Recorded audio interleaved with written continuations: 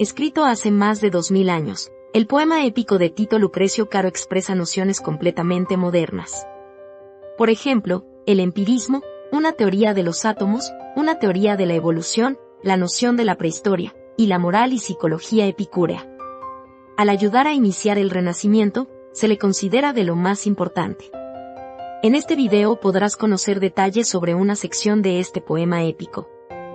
Lucrecio sobre la naturaleza, libro 6. Átomos causaron la pandemia.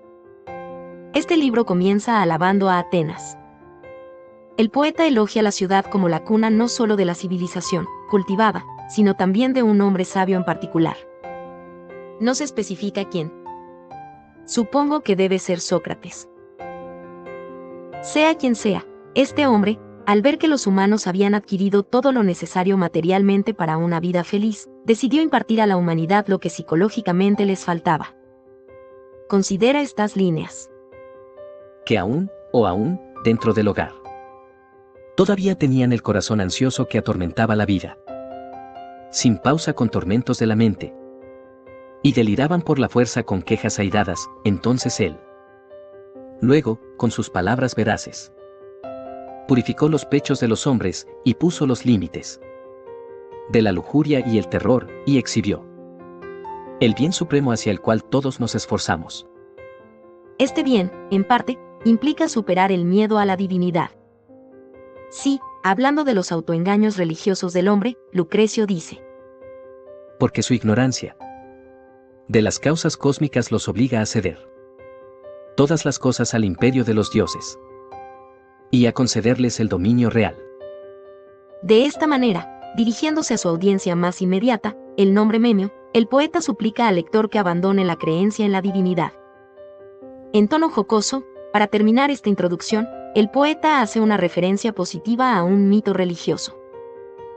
Invoca a la musa de la poesía épica, Calíope, para que le ayude a desmitificar las cosas más comunes que motivan la creencia. Así, el primer tema se refiere a los fenómenos meteorológicos. Rápidamente deja claro que no puede ser una coincidencia que el trueno solo ocurra cuando hay nubes presentes. Por lo tanto, son las nubes, no una deidad, las que causan el trueno.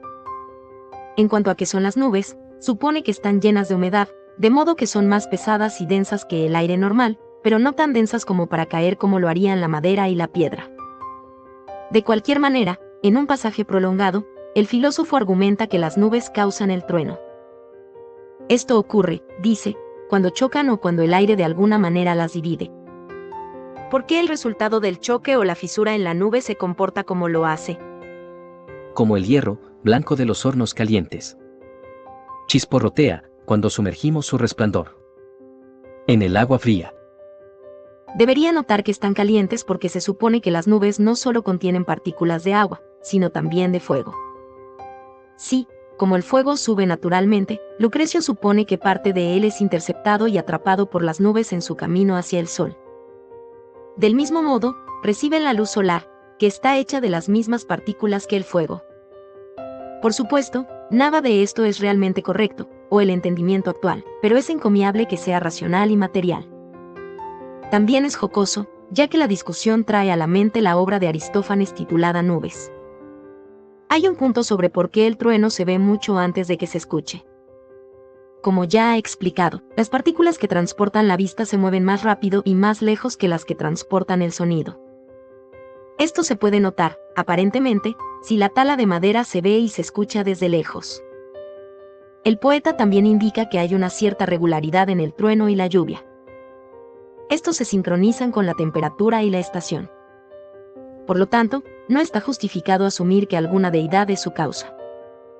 Insiste en la importancia de este tipo de análisis cuando dice: esto es notar con qué fuerza ciega se hace cada efecto, y no desenrollar pergaminos oraculares etruscos, investigando señales de la voluntad oculta de los dioses.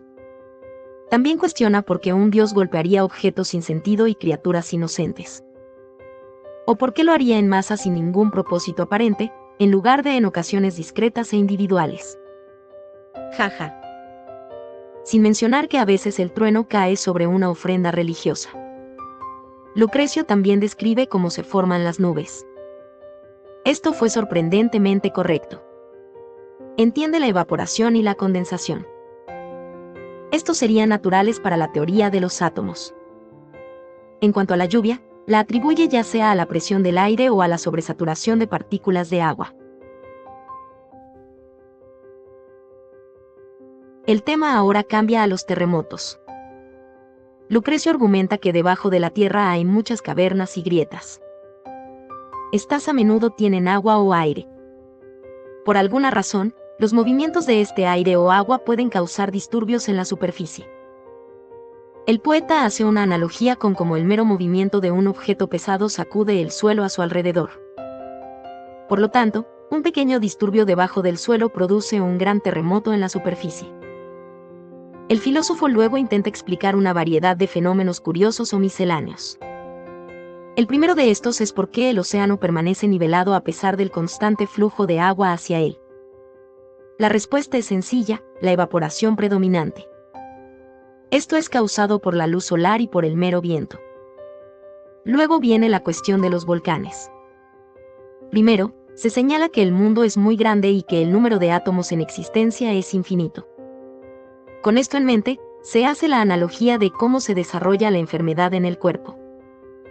Un mero dolor de dedo del pie puede convertirse en una enfermedad generalizada. Sí, un solo átomo extraño puede perturbar los átomos naturales del cuerpo. Por lo tanto, la explicación de los volcanes, según Lucrecio, es que el aire debajo del suelo gira a tal velocidad que se calienta y erupciona como fuego.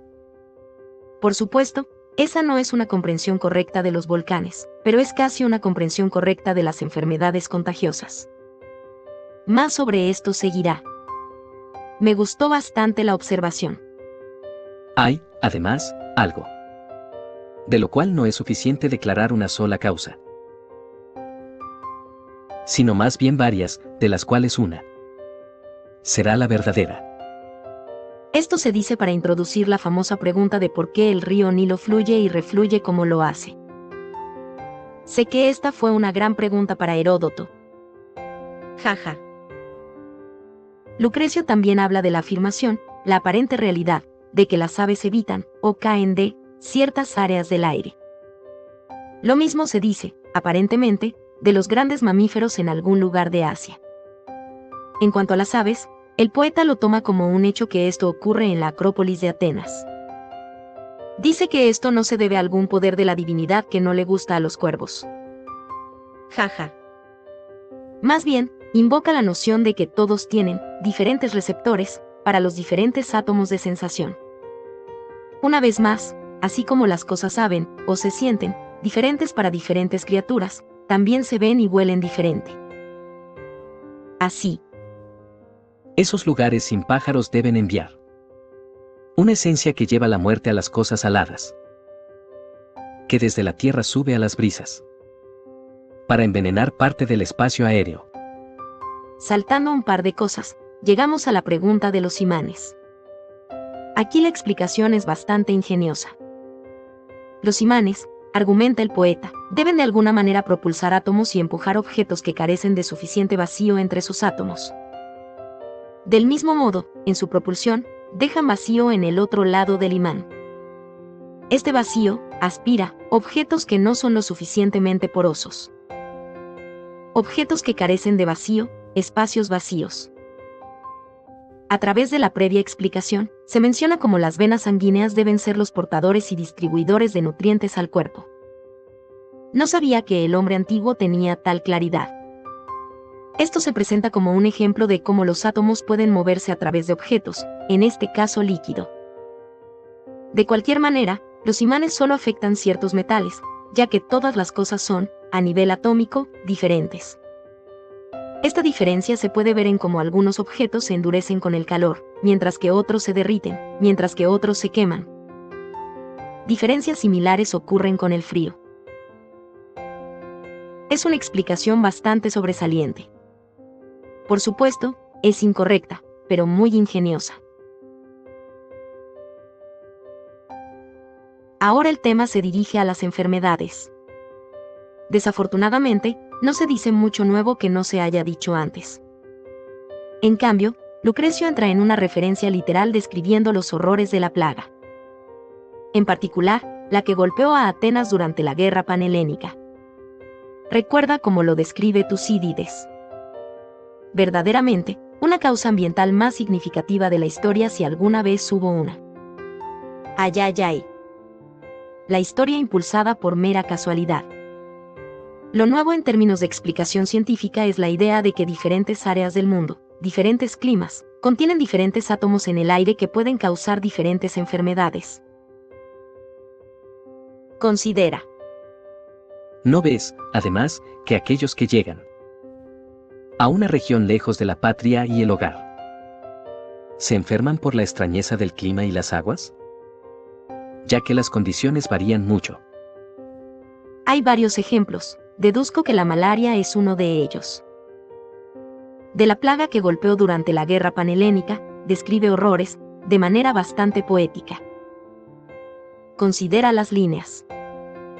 La sed insaciable que envolvía sus cuerpos secos, mira. Haría que una buena lluvia pareciera gotas escasas. Omitiré más detalles. Solo notaré que parece que el texto se corta. Todo el trabajo termina, pero esto no parece un final natural. Seguramente había más en este libro, y tal vez había incluso todo otro libro. Ay, ay, ay, desgracia. Debemos estar agradecidos a los héroes que lograron preservar lo que ahora tenemos. Espero que no te hayas perdido los resúmenes de los previos libros. De cualquier manera, pronto publicaré la serie completa que incluye el análisis introductorio. Ahora, como siempre, considera este aforismo que elaboré mientras leía la obra.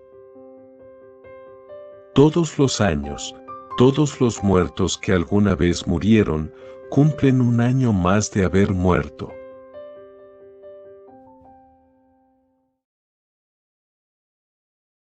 Si disfrutas o le sacas provecho a mis aforismos, que sepas que tengo miles.